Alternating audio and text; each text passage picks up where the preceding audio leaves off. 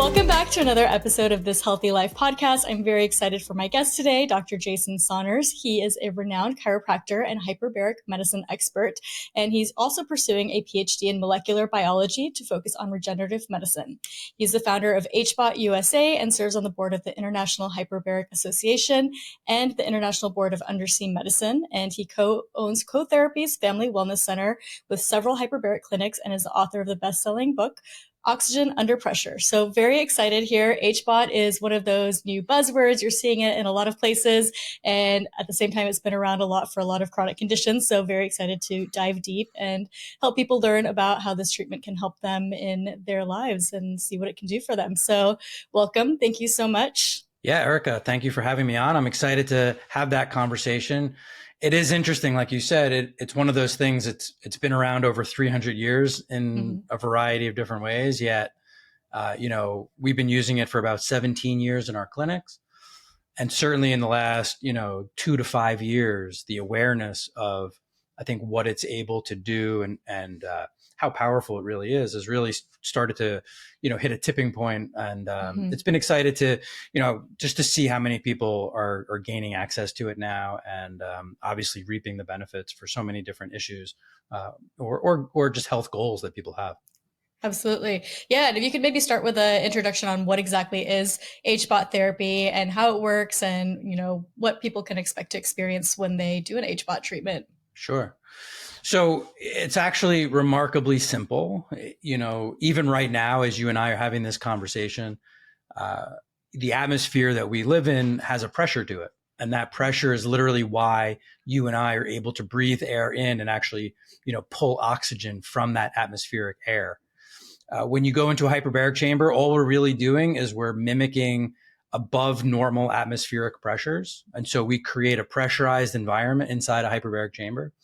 And while you're inside this chamber and the chamber's being pressurized, our bodies are able to pull more oxygen in than under normal circumstances. You and I, if you put a pulse oximeter on your finger when you go to the doctor, let's say, as long as our heart is healthy and our lungs are healthy, most of us should be running around 98, 99% saturated, meaning our red blood cells are basically already carrying almost as much oxygen as they could possibly carry.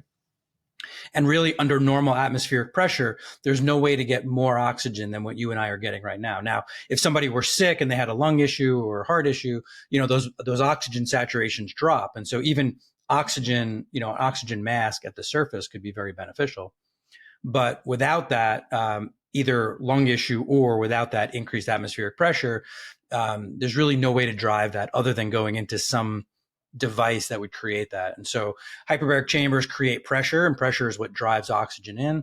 And then in most cases, but not all cases, we add enriched oxygen to that. So it's a very simple equation, but it's the amount of pressure we're using multiplied by the percentage of oxygen that you're breathing, multiplied by a number of minutes. And that would tell you actually like the dosage of oxygen that somebody's getting.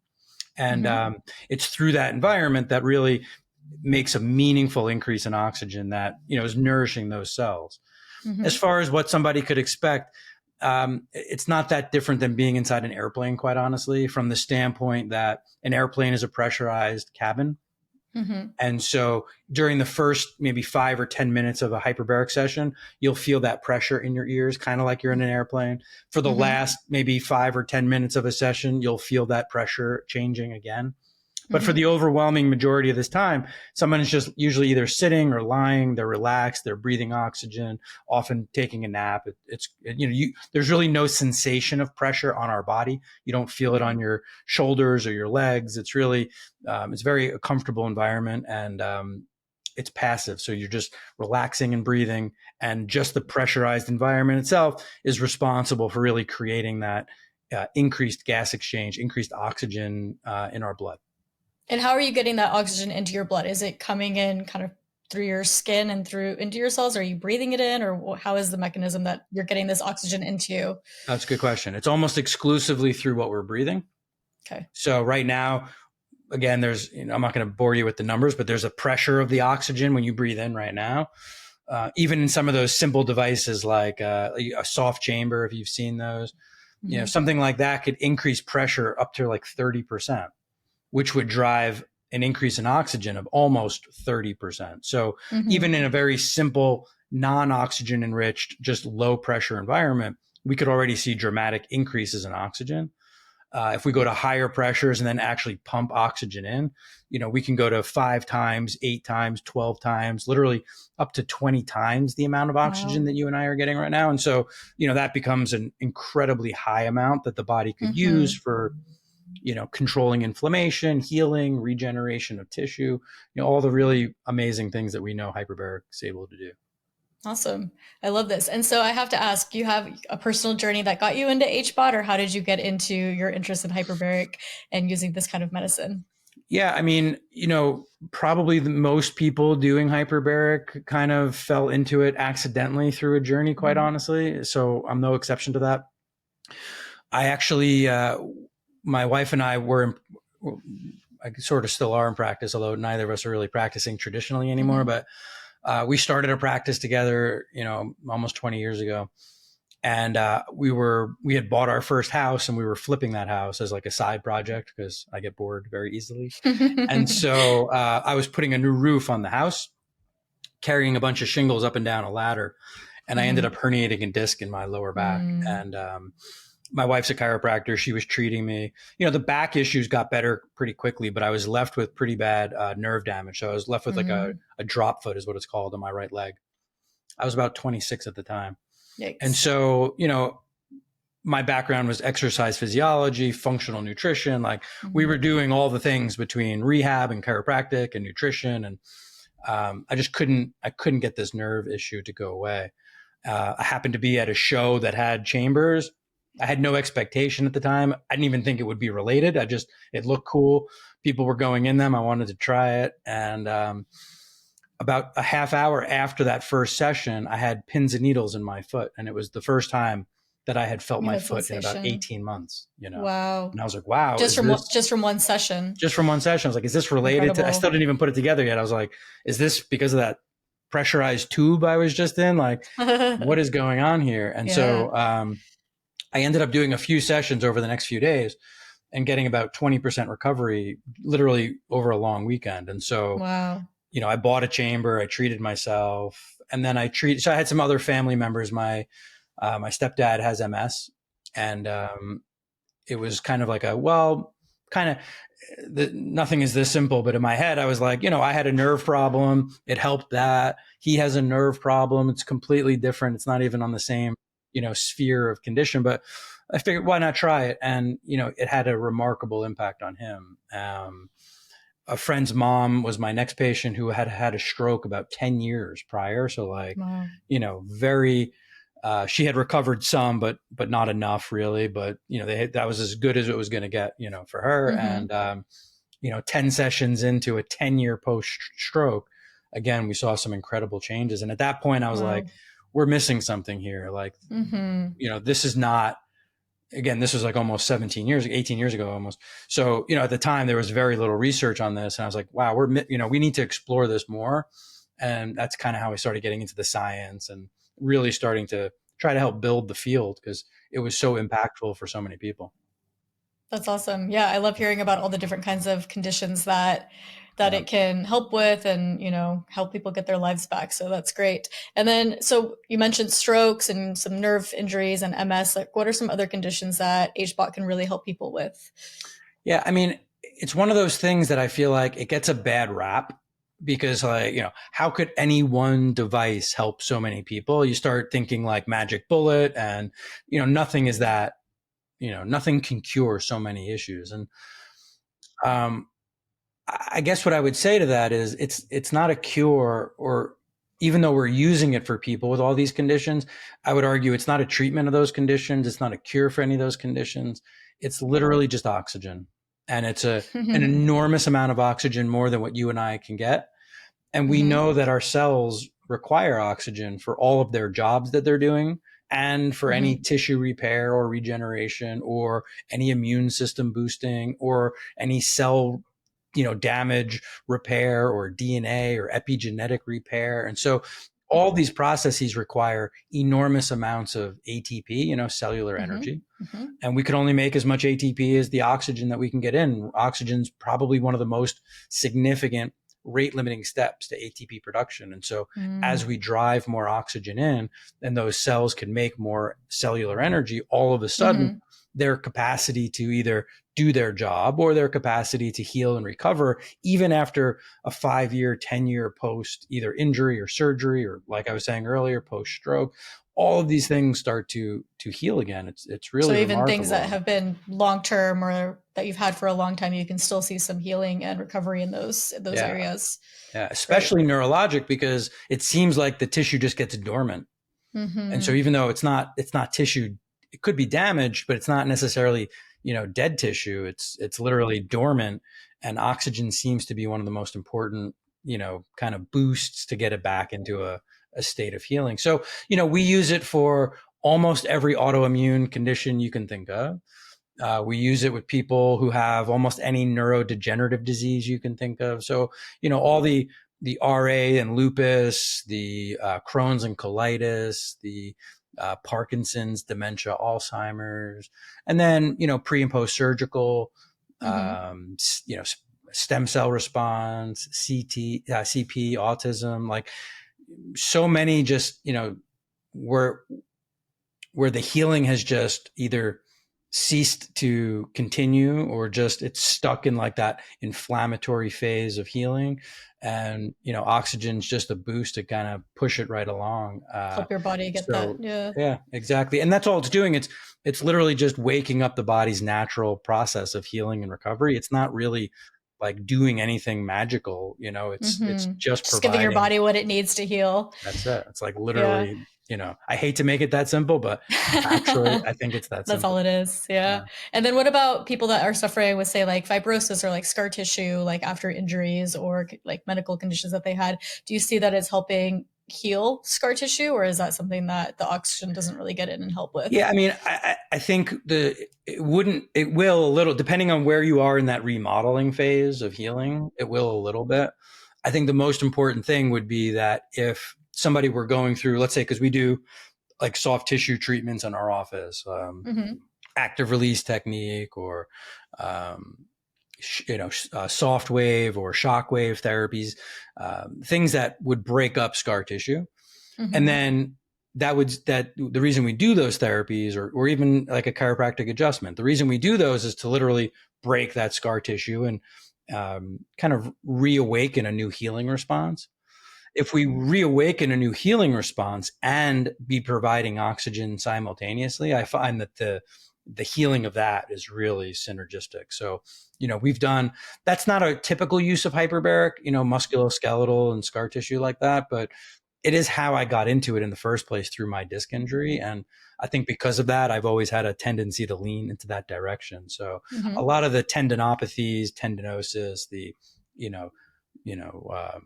tennis elbow, golfer's elbow, Achilles-ish, all these things where normally we would just do some manual therapy, combining some manual therapy and oxygen is really remarkable for shifting the healing in the right direction.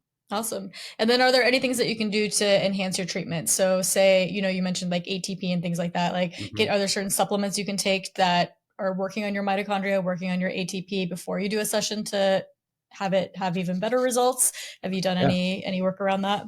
Sure.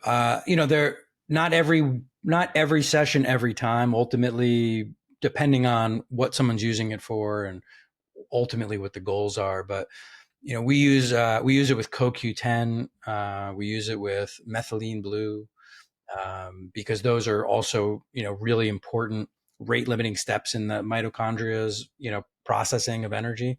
I love methylene blue. Sometimes we'll use it with like glutathione or hydrogen as like an antioxidant if we're trying to help buffer some of the oxidative component of hyperbaric. So there definitely are either ways to either buffer some of the impact so that we can go slower, especially in patients with chronic infection. As sometimes the die-off and the Herx reactions could actually interfere with patients' ability to get better, whether that's Yeah, Mm-hmm. either physically, literally make, or just even emotionally, just like re-triggering of all the symptoms that they've had. So there are times where we're trying to actually slow down and buffer some of the effect of hyperbaric.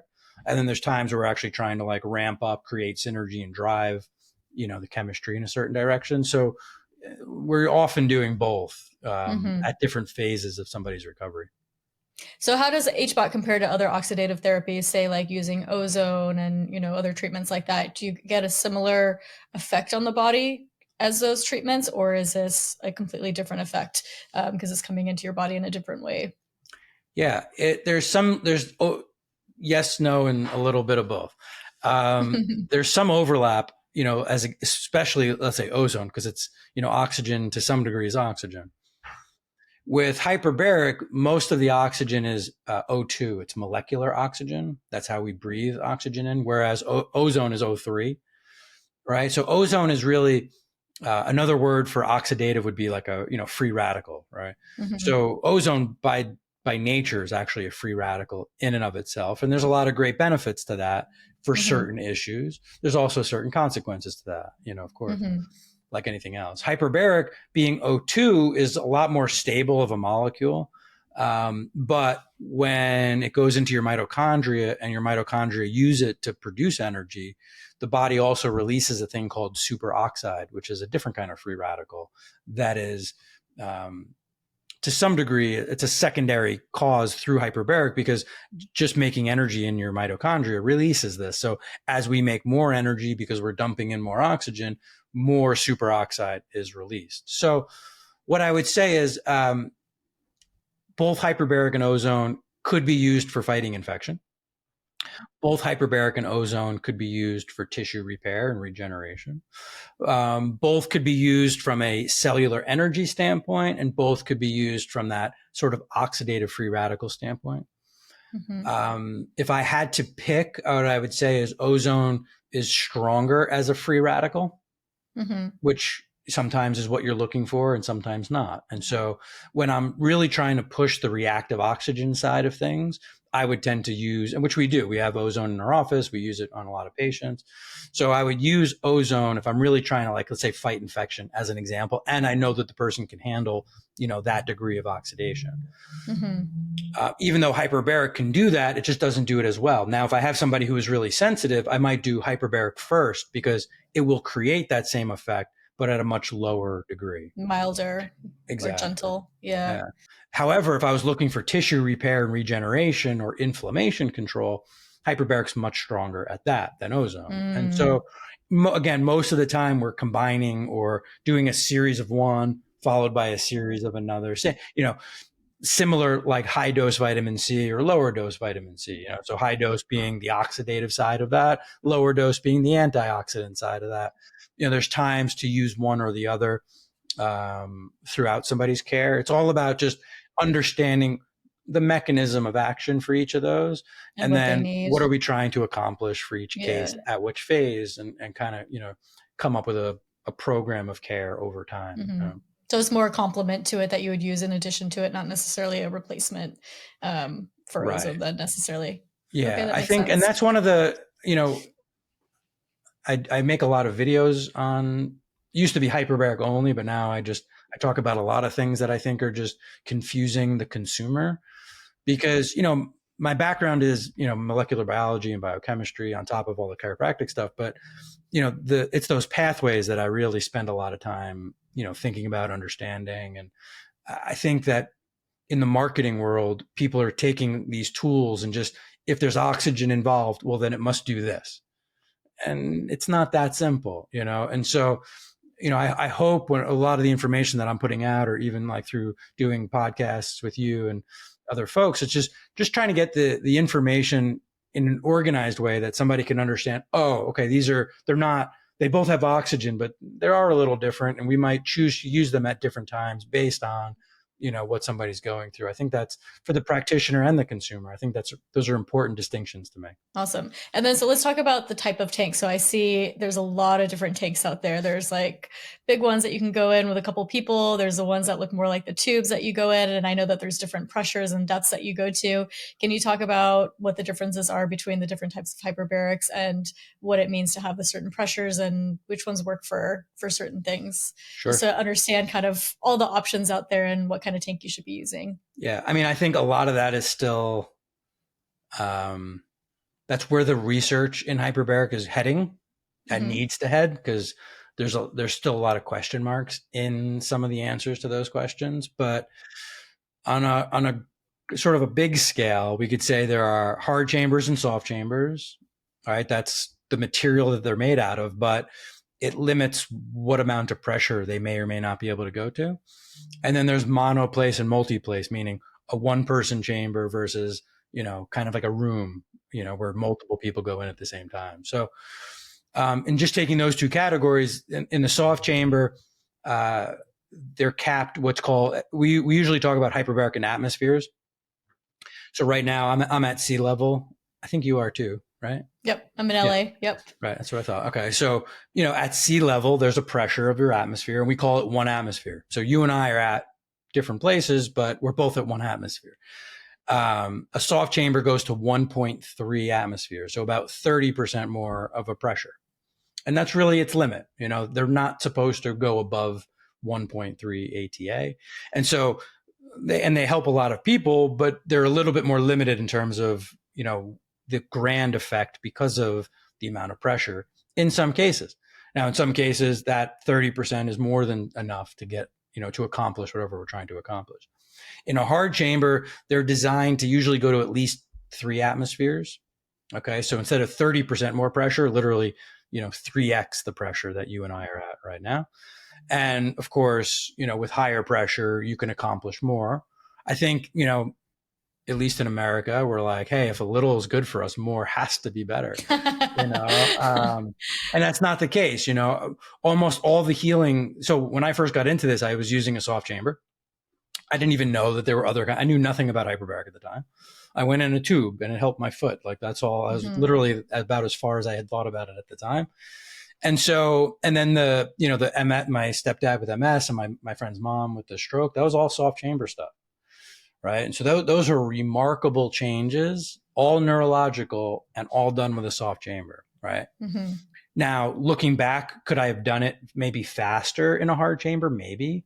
But it wasn't like I didn't have incredible results relatively quickly. So, we still do a lot of work at those lower pressures, because those lower pressures still show tremendous change. And for people who are sensitive to these things, that lower pressure tends to not be overwhelming to most people's symptoms. And so even if it's just, even in our hard chambers, like in our clinic, we run hard chambers. In my house, I have a soft chamber, but every patient who comes in gets lower pressures at first, because we're trying to condition the body to get used to those changes slowly. It's, it's more comfortable for most people.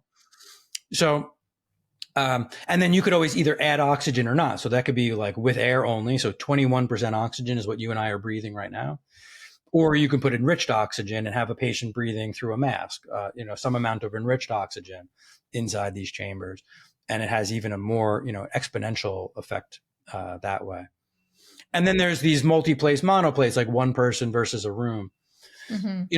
To some extent, people like the multi-place because they can hang out and talk to their friends, maybe, or it's a little more social to some extent. A little more space in there, so you're not so cramped in the tube too, right? But the downside is that I'm a stickler for being specific with what people need. And let's say I had drop foot and you were still recovering from Lyme, and my friend's mom was in there post stroke. Like, we don't all necessarily need the same pressures, but everybody in a multi-place chamber has to go to the same place at the same pace, right? So maybe I have trouble clearing my ears and you're a pro. Well, now we have to go really slow because I can't handle it. And now my pace is affecting your treatment.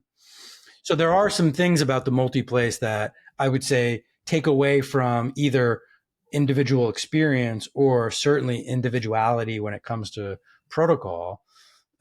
Because, we could just put everybody at the same pressure, but it's rare if you had 3 or 4 people coming in that they'd actually all be getting the same treatment. Mm-hmm. In traditional medicine, where we're doing it for like wound care, as an example, everybody does go to the same pressure. So then it makes makes more sense, I guess. But for us in our office, one neurological condition mixed with one autoimmune condition, mixed with a post-surgical healing case, mixed with a post-stroke, like they would all be going to different places. And I think that individuality allows us to be a lot more specific when it comes to treating somebody and treating somebody effectively and really getting the right parameters for them. Mm-hmm. And when you're doing wound healing, it's the same, right? You're taking the healing in by breathing it in. You don't need to have the wounds exposed and have that exposed to the oxygen. Okay. In some chambers, they are pressurized with 100% oxygen. In all of our chambers, we pressurize with air, and then the patient breathes oxygen through a mask. But in either case, it's really not about the exposure to the surface or the skin. Mm-hmm. There might be a little bit of absorption there, but the overwhelming majority, like 98+% of it, is all through respiration and breathing. Gotcha. Okay, great. And then are there any conditions that HBOT is not good for or could do more harm, or is... Yeah, I mean, there's some contraindications like a pneumothorax. So if you have a popped lung, you can't go in a chamber, period, end of story, 100% of the time. If you can't equalize your ears and the pressure builds up and you just can't get comfortable, it could end up doing more damage than good. So if you can't equalize, you can't dive. And then there's just more keeping in mind everyone's journey from the standpoint of like the Herx reactions or, pushing too hard on the oxidative component too fast. You really want to go at a pace that allows a patient to be comfortable, allows them to really get the benefits, even if it's at a bit of a slower pace, without, creating any other issues for them. And so that's not really a contraindication so much, but it just means, even though, let's just say, the pressure I might treat you at, let's just make up, is 2 atmospheres. We might treat you at 1.3 or 1.5 or 1.7, just conditioning your body to get used to that, so that by the time we get to the treatment pressure, you're already seeing some improvements even at the lower pressure, but also that we're not aggravating anything along the way, that you're comfortable and feeling good throughout that whole journey. And then generally, how many sessions does it take for someone to start to notice a difference? Like, I know you mentioned like you noticed right away with the first session that you did with your foot. I guess it probably depends on the condition, but is there kind of like a general term that you're like, try 5 sessions before you decide if it's working for you or not? Or is there a rule of thumb? I hesitate. I used to say it exactly the way you just said it, here, try 3 to 5, see how it goes. If we're, but even to some extent, I think sometimes that might be even too early. It does take time for these benefits to really show up for somebody. I think the way I would explain it to a friend, if you and I were just talking about hyperbaric, you knew nothing about it. We were just, you're asking me questions. Imagine we're on a podcast. You're just asking me questions about hyperbaric. I would say something like, the first 5 to 8 hours, most people would say something like, I'm not sure this is working. The fact that I felt it so quickly is more the exception than the rule, I would say, in most cases. So in the first 5 to 8 hours, most people are like, I'm not sure if it's working. I'd say somewhere between sessions 8 and 12, there's usually some like almost like cautious optimism. Like, I think I'm starting to see, but I'm not convinced. I don't even want to say it out loud almost, from sessions like 12 to 18, whatever was starting to happen is like, yes, the things I thought were happening, I'm now starting to really see that that's the direction we're going. And I would say from like 18 or 20 to whatever anyone needs, maybe it is 20 or 30 or 40. Those changes tend to become more definitive, more permanent, and like almost exponential in terms of change. Gotcha. And then is it something that once someone feels better with their condition that they have to continue to do like maintenance sessions to keep that up? Or once you kind of improve in those areas, is it pretty consistent that it stays in a good place? So it depends on what it is that we're working on. I think, for me, let's say it was an injury, right? The woman, that third person, that post-stroke, it was an injury, it had a beginning and an end, right? My stepdad has MS. It's a degenerative autoimmune disease. You and I can on the side talk about like curing these things, but like in general, they don't have a cure, right? Yep. Whatever. So what I would say is if you have a trauma, traumatic brain injury, a TBI, post-surgical, like whatever healing you get from it, you keep it forever.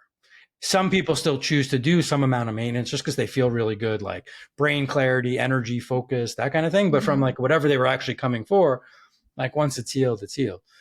When we start talking about like autoimmunity or neurodegenerative, like these diseases that don't necessarily have a beginning and an end, if we start to see that there's dramatic improvement and we want to maintain that over some period of time, usually we won't keep the same pressure or the same pace. Like we could slow down the frequency and duration. We could probably reduce the pressure a little bit, but there's likely to be some amount of maintenance in their life just to, make sure that we're maintaining or continuing to improve from those symptoms over, years and years to come. So it's a bit of a mix there. My stepdad's a great example. We did 40 90-minute dives 40 days in a row. And I have no idea why. We just kind of made that up. Like if you look up hyperbaric research, the number 40 seems like it's like a magical number. In I've heard that's the kind of magic number for Lyme because I know a couple people that have done hyperbaric for Lyme, and it was 40 sessions in a row. So that's sort of like, that's what they say. But they say, 5 hours, a week, because it's usually 1 hour Monday through Friday because the clinic is closed on the weekends. I'm like, so we did 40 in a row, 40 days in a row, 90-minute sessions. He had really a very dramatic shift in his health. But when we were finished, he was like, "Thank you, I'm done."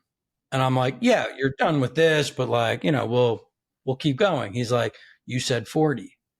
I was like, "That was just a try. Like, you can't hold me to that like that, He's a stubborn Italian man, and he didn't go back really for a really long time. And that summer, that was over the winter, that summer, he had an exacerbation from his MS. And he got mad at me like, that hyperbaric chamber didn't do anything. And I'm like, well, it did. And then I told you should continue to do some. Keep doing it, yeah. So he had to process that for probably another 4 months where he was just like sort of mad at me and mad at the device because he didn't get to keep those changes. That fall, he finally started to, start doing them again. And then we figured out our maintenance. Again, at that time, it was, first of all, so long ago. And second of all, like I had nothing to base that on. I had no clinical experience in it. And the research was, it's not a lot of research even now on some of these conditions. There was nothing then. And so, we just had to piece it together. But I would say even now, 17 years later, I mean, it's still a part of his life. So that maintenance piece, I think, is an important component. And then, and you also mentioned that he did it daily. So is that something that when you are going to kind of dive into an HBOT treatment that you want to do it daily, or do you do it once a week or a couple times a week, or how do you optimize the results that you're going to get from it? Yeah. So there are certain results that are literally like every hour, every session, something's happening. But the majority, the things that, the stem cell optimization, the new blood vessel growth, there's some short-term immune boosting that happens from hyperbaric, but real immune system shifting, especially like Th1, Th2 balance and like reduction of cytokines, like that takes time and it takes some amount of frequency. So I would say 4 to 6 hours a week is probably what I say the most to most people. There are definitely some people we treat it 3 times a week. It's rare that I would ever treat somebody, at least as an initial course of action, at twice or less than twice a week. I would say 3 is really the typical minimum. But 4 to 6 is really what I would tell most people to do. Okay, awesome. And then, so you have some locations around the US. You have HBOT USA. So can you share a little bit about where your locations are and if people want to try HBOT, where they can come in? Sure. Yeah. I mean, there's 2 locations that are actually ours. So we have one in New Jersey and one in like outside Philly in Newtown Square, Pennsylvania. But about 5 years ago, I saw that there was just this huge gap. Even, first of all, for all these years, there haven't been enough clinics period. Yeah. And then even inside these clinics, I saw so much variation with protocol, with procedure, with how to educate people, what to expect, how to make sure that they're following the right program of care. My biggest, the thing that wakes me up at 2:00 in the morning is like somebody walking around. They're like, "Hey, I tried hyperbaric. It didn't work." Right. But ultimately that they tried it once and it didn't cure, 15 years of autoimmunity. And not because they're mean, but because nobody set the right expectation on, what would be required in order to see those changes. And so about 5 years ago, we started teaching hyperbaric. So I wrote a curriculum. I got it certified by a, hyperbaric certification company, like a third party. And it's really the only course that focuses on hyperbaric's off-label use. So versus, so there's on label, which is like, thermal burns and wound care and, diabetic neuropathy. Like these are, FDA approved on label, get hyperbaric in a hospital types of conditions versus the MS and the Lyme and the neurodegenerative and autoimmune where, there's really no insurance reimbursement. It's all done in private clinics. And so we started basically certifying these clinics so that there would be some amount of consistency, procedure, recommendation, protocol, what the process would be like for a patient so that we would at least know. And it's not to control anybody's business by any stretch. It's not a franchise or anything like that. It's really just a way to try to get consistency in the industry where there's been almost none. And so so we have HBOTUSA.com, and on our locations page, those aren't all the clinics. I mean, we've certified about 500 people at this point. And I think we have probably about 45 or 50 clinics on that list.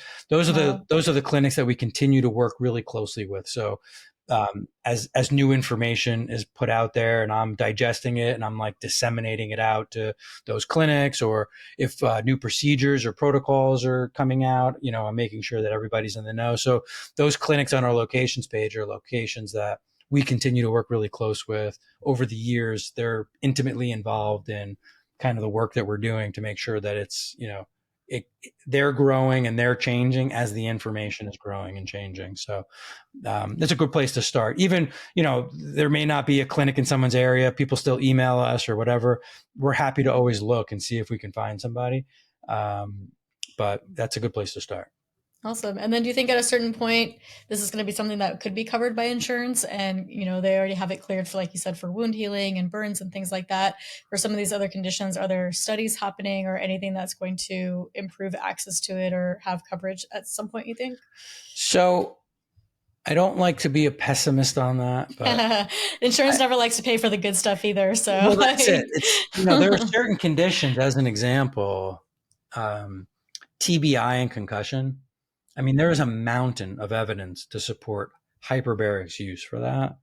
And there is almost every few years, it like comes up to the legislation, or it looks like, it's going to be brought up to a board, and then it just gets shot down and pushed aside. So to some extent, the reason for the lack of insurance coverage could be, let's say, research. However, even in the areas that are off label that have a ton of research, it's not like they're being accepted. And so, as you said, it's not like insurance companies always have the consumer's best interest in mind when they're deciding what to or not to cover. So, yeah, the biggest difference, if you actually looked at the on-label versus the off-label conditions, what you would see is that on-label conditions are like literally life and limb. The infections that they help you with, you're about to lose a leg or lose an eye or lose your hearing, wounds that, you just may not recover from, or, ulcers that turn gangrenous and then need to be amputated. In a hospital setting, in some cases, they get $1,000, $2,000 to $3,000 per hour. Most of the clinics that run, the equipment that we're talking about are $100 or $200 or $300 an hour. So literally like a tenth of what they would get. All these other conditions are not life and limb. All these off-label conditions are really quality of life. And you and I might argue that that's as important, or not, maybe more important in some cases. I mean, to live 10, 20, 30 years with a, quality of life that's just either not there or every year getting worse and worse, Yep. you know, it's debilitating. It's also very expensive. It's, you know, there's a whole other set of consequences that come with that, but you can't really justify necessarily $2,000 or $3,000 an hour on a quality of life condition. Yep. And I really think that that's the political backscene of hyperbarics, where, you know, the folks who get to make those decisions don't necessarily want some of these other conditions to be approved. Yep. In spite of the fact that it's so effective. Awesome. Well, thank you so much. This has been so informative. If people want to find more information about you on social media or reach out to you to see if there's an HBOT center nearby, what's the best way to find you? Yeah. So our main website is hbotusa.com.